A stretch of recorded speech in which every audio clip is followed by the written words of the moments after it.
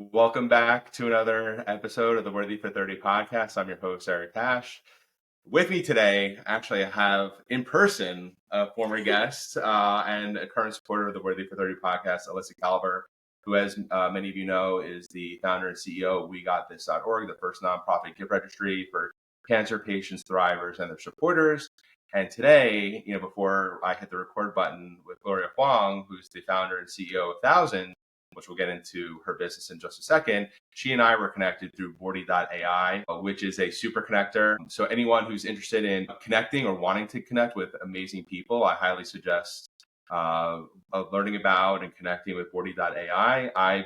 My preference is engaging with Bordy.ai through WhatsApp, which has been amazing, just constantly speaking to him and very fortunate, that he was able to connect me with Gloria, who's an incredible story, an incredible journey. So Gloria, welcome to the show. Thanks for having me, Eric. Good to meet you, Alyssa. Nice to meet you too. Excellent. Gloria, as I mentioned before we hit record, as I was getting ready for our conversation today, you have a pretty interesting background before you started 1000.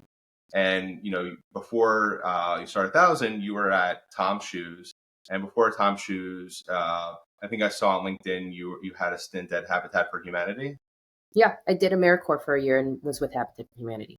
Excellent. Usually I wait until the end of the conversation to ask this question, but, looking back, and being able to connect those dots of, okay, I was at AmeriCorps, then I was at TOMS, how did those experiences really help ladder up to where you are today at 1000? Yeah, sure. I think I've always been very interested in giving back, or how do you, make a positive impact on the world. I think out of college, I thought I wanted to go into nonprofit, and because I volunteered a lot with nonprofits, I helped with the community center down there. And so my plan was to do a year with AmeriCorps with a nonprofit to see if that was the path I wanted to take. Mm-hmm. And that's what I initially did. Served a year with Habitat, a lot of fun. And then, really at the same time, I did an internship with TOMS. So to me, there was like a pretty big contrast between kind of the nonprofit world and the for-profit world. And for me, it really, more than anything, I really felt like I was a little more destined for the for-profit world. I liked that the incentives felt very aligned, where the more you sell, the more good you could do. And one of the challenges, and maybe you feel the same thing, Alyssa, in the nonprofit world, is your impacts in terms of your programmatic things that you do are disconnected for how much you can fundraise. So no matter how great of a program you can build, it doesn't mean you can fundraise necessarily. So for me, like, nonprofit felt a little easier. If I could just make good products and sell stuff, I could do good in the world. So you're right. My stint at TOMS, and it was very early days TOMS, it was when TOMS was like 15 people, really led me to want to kind of jump into the kind of for-profit social impacty world. Mm-hmm. And, so you were employee 15 or 16 at the time when you joined TOMS? When I interned, yeah, there was only about 15 people. It was in a warehouse, no HR. Mm-hmm. HR started my first week, and like they had to implement you need to wear a shirt and shoes like policy while it was there. So it was like a true startup. So Southern California. Yeah, truly. And it wasn't a bad. It wasn't like out of pocket. Like, again, we were working in a warehouse with no AC. So I get why folks are doing it. It's amazing. So you started there as an intern, and then you transitioned to a full-time employee. And TOMS is, for everyone who knows, when you buy a pair of TOMS shoes, they donate a pair of shoes to kids in South America? At the time, that was the model. The model's different now today. But yeah, when I started TOMS, I started in it was called their giving department back then. So it was working with nonprofits to kind of understand their programmatic work, like issuing grants really to kind of the best organizations out there. Over my time at TOMS, though, like in most startups, it was like growing rapidly. So I had 5 different jobs. So I didn't stay in the giving department. I, went to like kind of an incubator hub that the founder Blake had at the time, launching new cool stuff. So I got a glimpse of the business side, and I got a glimpse of the nonprofit side while I was there. I think that's so cool, like from you coming on both ends, because when I started WeGotThis.org, almost 4 years ago now, it was, other than fundraising and doing races and things like that for Leukemia and Lymphoma Society, I really hadn't been in the nonprofit space at all. And so I spent a lot of my initial time figuring out if I wanted to be a for-profit with a social mission or a nonprofit. um, learning about both, I use the example a lot because Bombas is one of the first partners of ours, and it's like, TOMS, Bombas, what you're doing at 1,000, like it's not in a lot of ways. I think sometimes it can be even more impactful than some nonprofits, based on certain whatever metric you're looking at. I mean, Bombas has donated hundreds of millions of socks, to homelessness, but a lot of it comes with the back end logistics.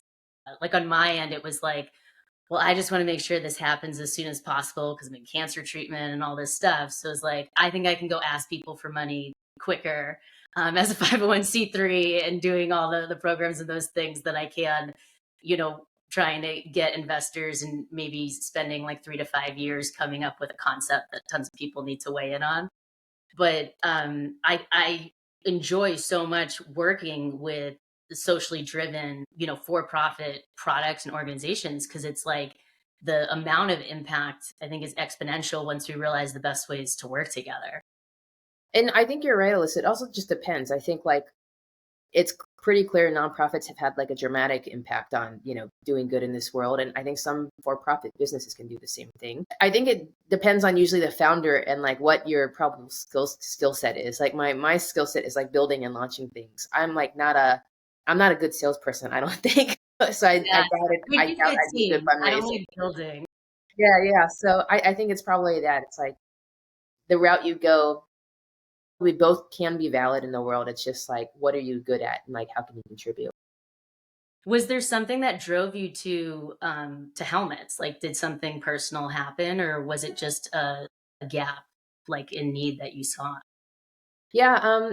My story was actually, I was a longtime bike rider, never wore a helmet, just kind of thought they were goofy looking. Um, Actually, the person who hired me at TOMS passed away from a bad bike accident.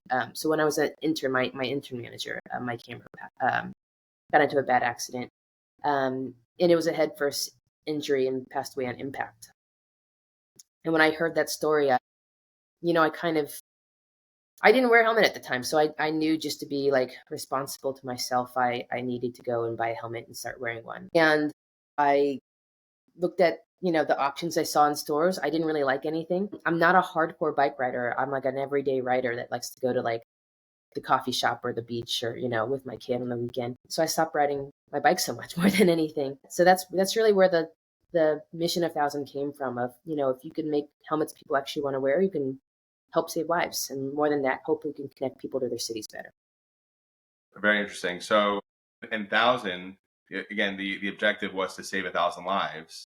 How many lives do you think you've saved over the time that you've been around? So that's a fun one for us. So we help try to save 1,000 lives, and we count them through our accident replacement policy. So anytime you're in a crash or an accident, we actually replace your helmet 100% for free for life. And we're the only company that has like a lifetime guarantee on that if you're ever in an accident or crash. So as of, I want to say last year, we had replaced over 1,200 helmets to date in our company. The number is over 1,000, which we're really excited about. Love that. This is actually our 10-year anniversary, so we have like a fun plan for how we plan to help save like the next 1,000 lives. Gotcha. And then in terms of like the product roadmap, so you have the helmet. Like, what other sort of what other features or products do you have on the roadmap to like enhance the product offering? Yeah, for us, I think what we saw as a company is we started with helmets, but because we really serve that everyday rider who are not like, they're not road racers who are doing 50 or 100 miles on the weekends. They're not doing mountain or gravel. Again, they're like me. They really want to get around on their bike to go to work. They want to go, to a coffee shop or something like that. We realized lots of products aren't necessarily made for everyday riders. Like they're made for more of that technical enthusiast. And if there's products made for that everyday rider, they're like typically cheaper in quality because they just assume the everyday rider doesn't want to invest in anything they're, wearing or buying for their bike rides.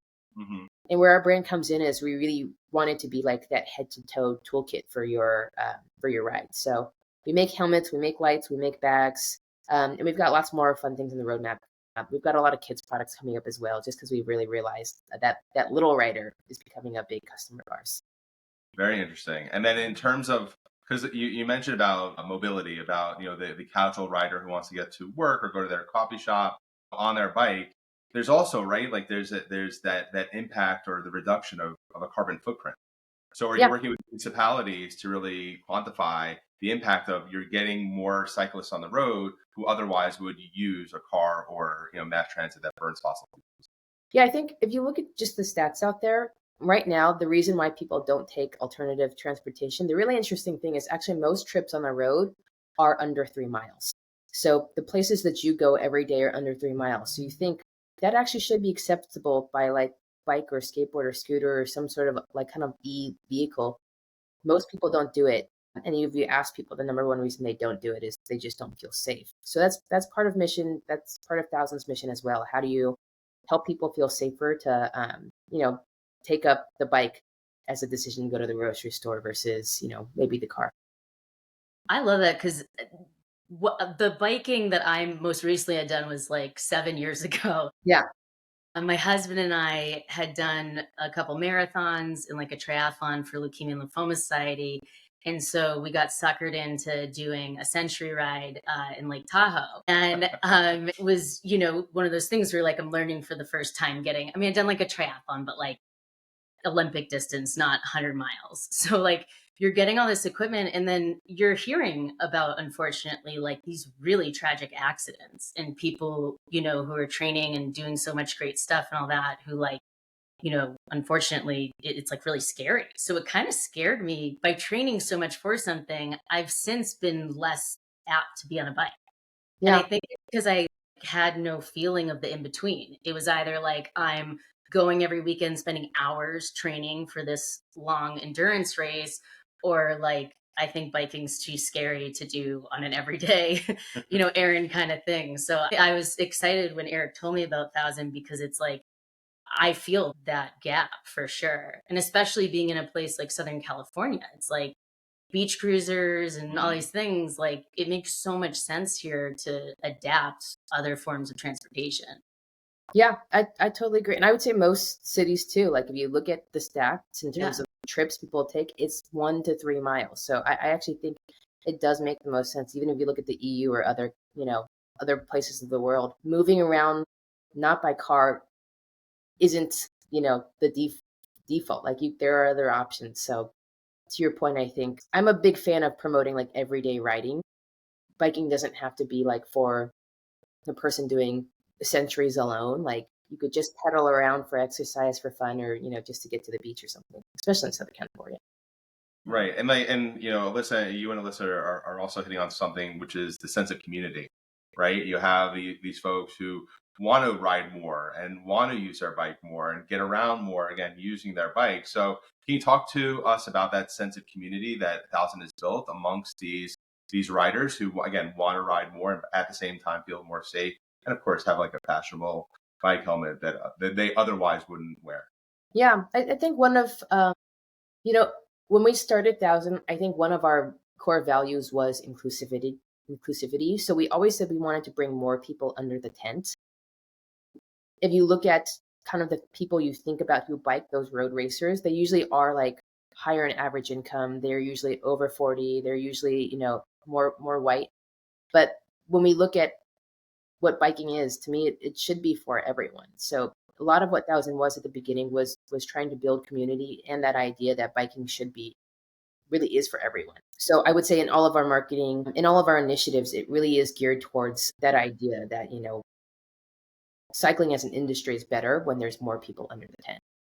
Gotcha. And like and getting around and bike safety and so on and so forth. Yeah, I think where we find like kind of like our customer and our pockets of community, and we do them as well as like we host rides. So we host rides with like partner brands. And again, you're not going on like you're not even going on a 10-mile ride. You're not even on a 5-mile ride. Like sometimes like we've done rides that are just taco tours. Like we're just biking around to our favorite tacos. And I think to your point, like that's the type of activations and the type of, things you put out in the world. It's probably the type of marketing or community you attract. So for us, there's great brands out there that have built for that 50-mile rider on the weekend. We're really built for that customer who wants to just be on their bike and get active. And we've got the customers who are road racers and just want a quality, everyday helmet on the weekdays when they're commuting to work. And we've got the customer who hasn't ridden their bike in 7 years, who just wants to pedal down the street. So I think that's part of what we want to do as a brand. We want to make space for, that whole spectrum of riders. And that inclusivity, right? Of getting, getting everybody under that tent, who wants to, again, ride, more casually. Again, not the weekend riders who are doing, 50-mile clips, but again, those, the short distance riders. What sort of feedback have you gotten from those consumers on thanking, 1,000 for, yes, designing this helmet, but also creating this sense of community, giving them that incentive or that encouragement to ride more? Because I imagine, you're talking to your consumers on a regular basis. Yeah, I think people are just, honestly, most people when they get back on a bike are just psyched to be back on a bike, is what I can tell. So most people haven't, when I talk to most people, they get out their bikes for very casual stuff. They go to events like Cyclovia in Los Angeles. So when they're getting back on their bike and we've hosted something, they're like, oh my gosh, I forgot how fun it is to be on your bike because I haven't done this in like a year or so. And I think that's the point for us. It's like, how do you just get outside and get more active? Yeah, absolutely. And, going back to the early throws of 1,000, because again, based on my research, you created that MVP, right? While you're still at TOMS for the first 1,000 helmet. And then you launched a Kickstarter, right? Can you talk about like that decision-making process of you created that initial concept. You wanted to, of course, raise money to see again if this is the product, how do you scale it? Talk us through that decision-making process of choosing crowdfunding versus other means of investment. Yeah. I'll be honest, like when we first started as a brand, like venture capital and consumer goods was a really big thing. And I think maybe based on my personality, unless I know what I'm going to like do with the money to scale something, I don't want to take the money. So for me, like the idea of crowdfunding was, I was building 1,000 while I was still at TOMS. So I was doing it as kind of my night and weekend job. Mm-hmm. So when I was planning on launching 1,000 and funding 1,000, I really didn't think about an investor path. I thought about like, how do I scrape by and pay for my initial down payment on the tools? So that's when I went to Kickstarter. I saw Kickstarter like had built like a great community where people were launching great things. So that was my perspective of, well, how can I just launch really something cool and build a community doing it? And I'd say, honestly, that was one of the best decisions I've ever made, just because the Kickstarter community is so passionate. Honestly, there's like lots of bumps along the way to trying to launch a product. And the Kickstarter community is like one of the most passionate communities because like to a degree, they almost don't care if you launch the project. They do. Like they want to get what they pay like for. They're not going to pay for it if you don't do it. Yeah, but I think what they're really interested they're interested in the journey of making stuff. So like, we were delayed in our Kickstarter launch. Like it took me I was 6 months late just because I ran into a lot of big production hiccups and I felt really bad. So I really made it my point to really keep people really informed on my updates. And people were so welcoming and nice. And they were like, we don't care if you're late. We are just interested in the journey that you're going through and like, trying to follow, this brand trying to build. And I was taken aback in a really positive way. I think I realized that too, like in terms of your customers, people just wanted to be treated with care. So that comes down to like the quality of the product you're making, but it also comes down to like the service you can offer. It's been like deep rooted in how do you treat folks with care. And to me, that's probably super tied to building a community. I think that's what's so cool about crowdfunding is that it's like, you're like getting a proof of concept before you actually launch the product. Because if enough people are buying it, like, oh, there's a need and people agree that this is important. And then like, you're getting to communicate so much with customers before they're even like 100% customers. We got this initially with a GoFundMe. And I was like so nervous to do more than like 10 or 20,000 and ended up making the goal 100,000 and we surpassed it.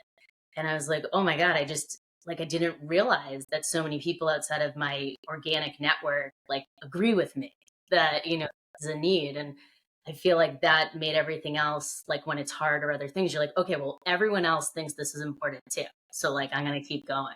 It's like, so honestly, to me, like the generosity of others is always like very surprising to me, just because like random strangers on the internet, if you're trying to do something good, lots of times want to support you. And that's always been like a very joyous thing to learn, but also a very surprising thing every time. Right. And so you initially, like for the for the crowdfunding for the initial Kickstarter, the goal was 20,000. How much did you end up raising? So we ended up raising close to $250,000. And this was kind of like back in the day when you didn't put paid advertising around things. To me, like, we raised the money because I sent emails to friends and family, and they forwarded it on. And this is how old it was. For 10 years ago, you forwarded on those emails to friends and family, Sure. and people would post on their Facebook walls. Again, this is like 10 years ago. Oh, Yeah. Facebook wall, the dated term. I haven't heard I know. Facebook wall in a while. Okay. I know. Yeah, it's back in the day of the pokes. But yeah, it was. So that was all it was. And I had a couple journalist friends, and I reached out to them like the old-fashioned way, Yeah. But that's how we kind of launched back then. I was just gonna say, so $250,000, and then how many helmets were produced from that initial fundraise? I want to say around 2,000 helmets were initially produced in that initial fundraise. It was like, again, I felt so grateful for that community as well. And we were late to launch, so we sent them so many like goodies. Like, we made these like custom bags, and we had bells, and I hand wrote notes to like all several thousand first people. Just Wow, thanking them. you're like working and doing this nights and weekends. Yeah, well, at this point, I had quit my job. So once I was into the Kickstarter, I realized this was an idea I should go after. So I quit my job. But yeah, I for several thousand people, I wrote handwritten Post-it notes, just thanking them for waiting and their support. Advice to founders or to the aspiring founders, because they're entrepreneurs who listen to the Worthy of 30 podcast. What's your advice? Because you mentioned like, okay, the Kickstarter campaign, validated that there's a there there. Like, this is something that I need to focus 100% of my time. So what's let's say your rule of thumb? Like, if you're working a full-time job and you're also working on the side hustle and you think it has legs, like, when do you make that determination? Like, okay, I got to quit my full-time job and focus on this entrepreneurial thing. I mean, if I'm honest, it probably depends on your risk tolerance. Like, for me, like, my risk tolerance was high. This was like a dream to be an entrepreneur. It was this or go back to grad school. And this was, to me, a more fun and potentially cheap path to do that. So I had a high risk tolerance to do it. I'd say, like, if you've got a low risk tolerance, like, at what point can you just pay yourself with like your side business you have? Like, that's probably a good point where you don't need the full-time job anymore. But anywhere in between, I think it depends on like, what's your appetite for rolling the dice? And I think that changes with different people, and it also depends on your life circumstance. Gotcha. And then I was just going to say, going back to an earlier conversation that you and Alyssa had about, strengths and weaknesses. Like, we were out to breakfast today talking about like focusing, your attention on making your A's A pluses and being able to delegate your B's to the person who can make those B's into A pluses. So you mentioned your strong suit is launching products. What are some things, again, for the entrepreneur who's scaling, what are some of the things you delegated? Probably operations and finance, like, not my strong suits. Like, every time someone was walking me through why we needed something called like a new IMS, and my head was like, at the end, I was like, my gosh, like, this is not for me. So for me, it's always been to try to find people better than me in kind of the finance and operations part of our business. But I totally agree with Alyssa. It's like, there are probably a few things in this world you can do better than everyone else. Like, so how do you really double down on that? Those really a few things you're going to be like best in class at.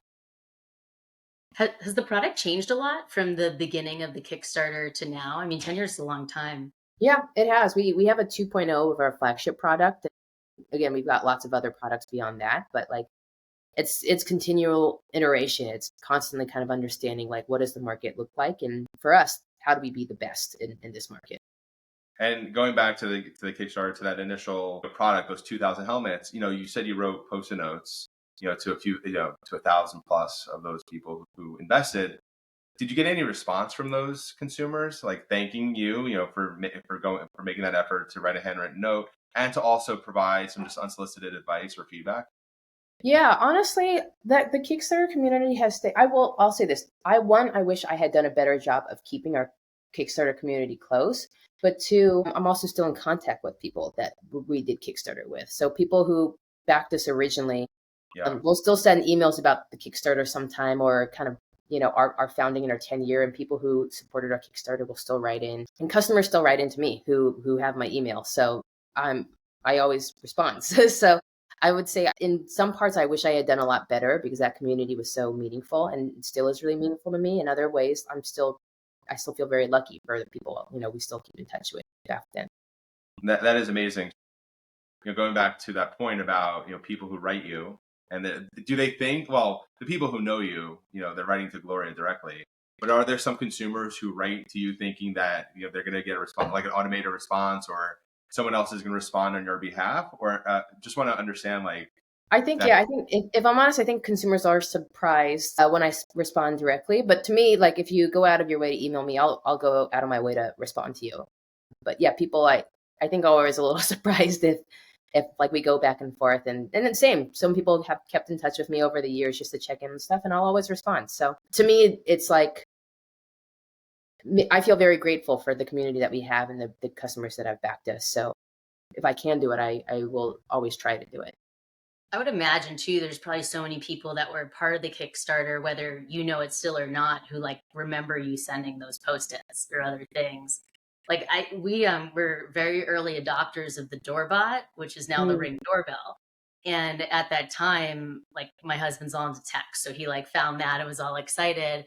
And it was missing a screw or something. And since they were local, the founder came out to help us fix it. And we started talking. It turned out we actually went to Babson College, the same college back east together, like different times. But like I always remembered that like I was a part of like buying this product before it was the product it is now, and like the amount of hustle that was put into it. And so when you are this big company and all that, like I know that as a consumer, I still view it as that original founder, and I'm sure that you've left that impact on so many people. I feel very lucky anytime I get to like talk to like early customers. I can tell the difference because our products has changed over times. When I see people out on the road and I can tell which are early Kickstarter helmets. So amazing. Like our last Ciclovia I went to, so it's a local biking event in Los Angeles. I saw people with that original Kickstarter helmet, and I went up and talked to them about backing us back then. So it was really fun to hear their story about how they found the brand and all that stuff. But I think every founder feels that way. They feel really grateful for the people who rallied around them, like in the beginning. Yeah, no, I was just going to say, like, I was also talking to Alyssa. I had Craig from Hello Products, who also started Happy Coffee. He was also the co-founder of EOS, and he's well known for having I don't know if it's still there, but a Skype button.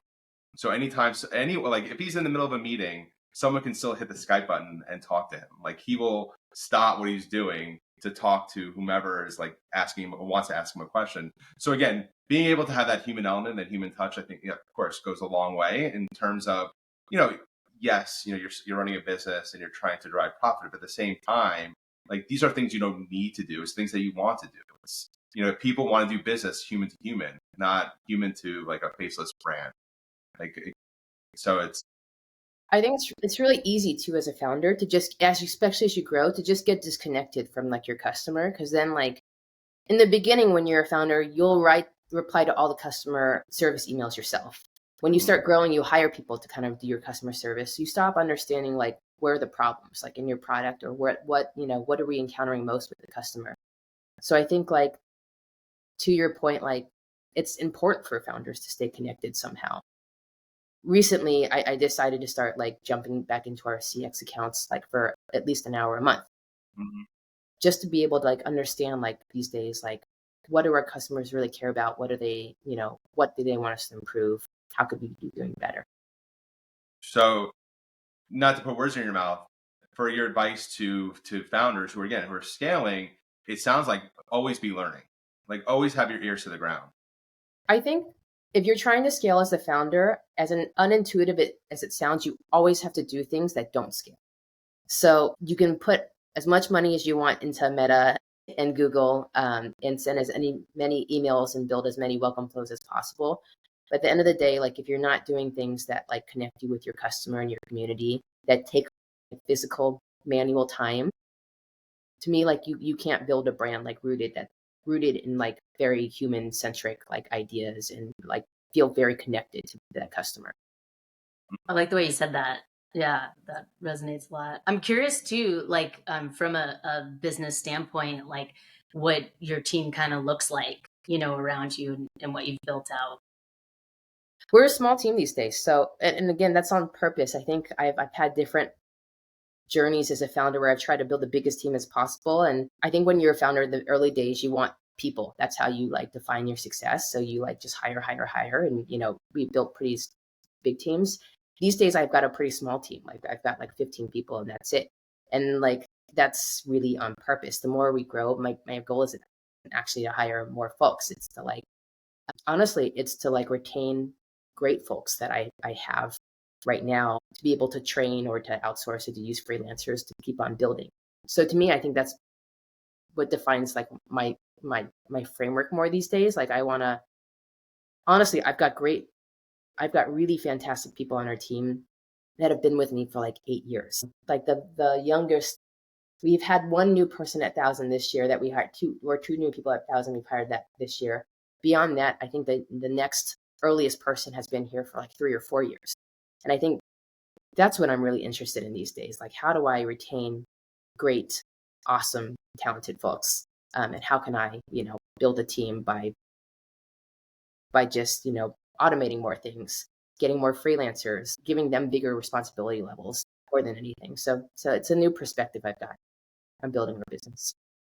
So more of a lean startup, giving that autonomy. Again, the retention is a huge metric, right? Especially when you're leading and scaling a mission-driven organization, a mission-driven brand, is making sure that those people, yes, it's to scale a business and to look at the bottom line, but there's also a double bottom line in terms of the impact that brand is having on the communities that it serves. So it's amazing. It sounds like, again, reading between the lines, that the folks that are tenured or have been there for a while, really believe in the mission. Yeah. I think they really believe in the mission, and I think we give people, I try my very best to give people a lot of decision-making power and autonomy, and I really try to take the opportunity to teach people. If they want to learn and they want to grow in their careers, like, tell me what you want to learn. Tell me what you're trying to grow in. Let's sit down and look over what a P&L looks like. These are the levers we're trying to pull right now. How are the ways we can go about that? So to me, like that's maybe more rewarding and fulfilling these days versus like how many people can I say I have a team on. Yeah. Right. Exactly. And then, going back to your TOMS days, you still keep in touch with Blake?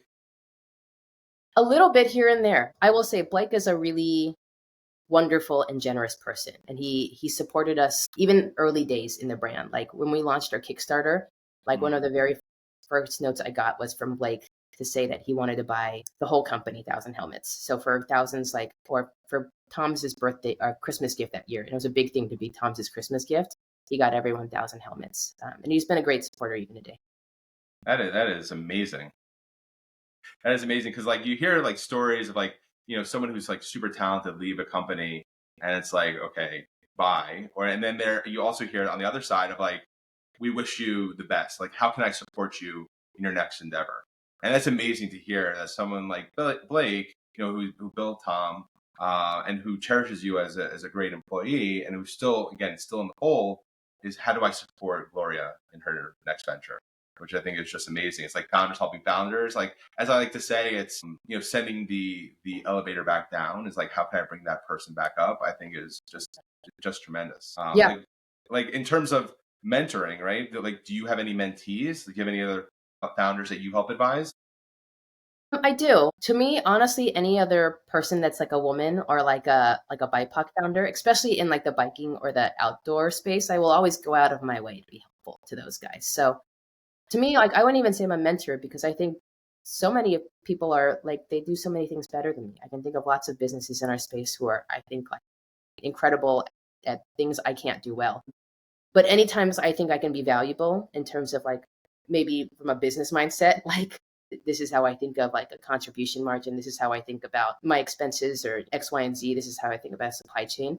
I definitely try to be, and I go out of my way to be. So that being said, you mentioned, you come across founders who are like, whoa, like, thank you. Like, you taught me something. Like, like, can you give a shout out, like, to a founder that comes to mind that's like, has been really impressive based, whether it's in the mobility space or elsewhere? Yeah, I'll give two founders that I think are really impressive. A couple of founders that come to mind right now. There's someone named Cassie at Wild Rye, who one is raising money right now, so you should go back her if you haven't. To me, she's done such a great and wonderful job at like building community in a way that I think I couldn't have done. Like just because of her personality, she's like incredible at it. There's someone named Martina who runs a brand called Swift Bags. Same, like in terms of building like a wonderful community, like I'm like, I would love to like sit down and have her write a book so I can read the book. Like, and again, there's another great founder called Megan right now, also raising money called at Elevate Wagon. But a couple of the founders that I've been in touch with recently, they're all doing incredible things. All of them, I'm like, I've definitely got something to learn from y'all, and if I can be supportive too, I'm very happy to be. Gotcha. And I think that's like a great place to end the conversation, because what I'm taking away here is know your strengths, right? Believe in your vision and have a healthy dose of self-awareness and humility. Because there's like the old rule or the aspiration, like be the smartest in the room. I think it's the inverse. Like you don't want to be the smartest in the room. Like you want to know your strengths, but you also want to know, are you in a room where there are people who can complement your skill sets, or perhaps be able to take away some of those things that you're not so good at and have them focus on those things. Yeah, a good advisor once told me that it's important to know what you know, but it's more important to know what you don't know. And that always stuck with me. So I do try to be pretty aware. I feel like those are the words to live by. And I thought of kind of similar to what both of you said when you were explaining about like now having, not having the largest team, but having like the core team that really makes sense. And I think that it's a bit like reversed old school to think of like, oh, you're a bigger company because you have more employees. And I feel like the more that I become an expert more and more in what I need or what I'm doing, then the less people I need and the more like I know exactly what I need from the people that can work with me the right way, Yeah, for sure. I always talk to founders who have, I wouldn't say less experience than me, but just been doing it less time than I do. And like one of the things I did when I was a younger founder was I just tried to hire a lot because I thought that would make me grow faster and would make me a bigger company and would make me feel better. And those things didn't end up being true. So, my perspective now is I'm super impressed by founders who don't have a lot of people and they're doing great business. Like to me, that's more impressive. Excellent. And then you mentioned, people can reach you directly, right? So what are the best ways? Is it email? Is it LinkedIn? Like how, if someone has a question based on our conversation, how can they reach out to you? Just add me on LinkedIn and I reply to messages. If you're not trying to sell me something and you're asking me a genuine question, I reply to all my messages. Excellent. Excellent. So we'll include your LinkedIn profile in the show notes. Gloria, it's been a great, 40 minutes, a little bit over 40 minutes of conversation. There's a lot to unpack. And I know once this episode goes live, this discussion goes live, I think it's going to stimulate a lot of questions.